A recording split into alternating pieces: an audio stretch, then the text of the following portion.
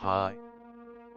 In this video I will solve the error fontFamily is not a system font and has not been loaded through Font.loadAsync.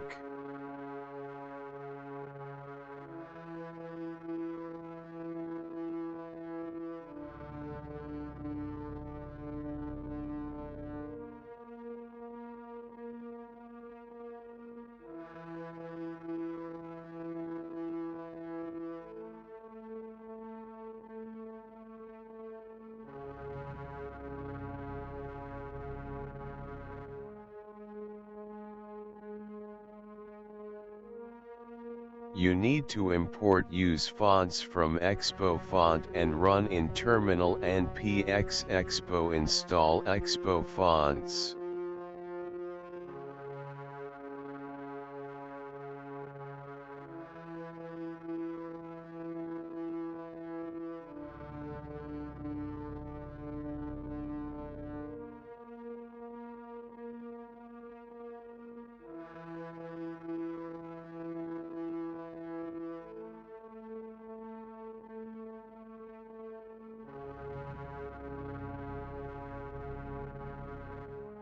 Now the error is solved. Thanks for watching and please follow me on social media.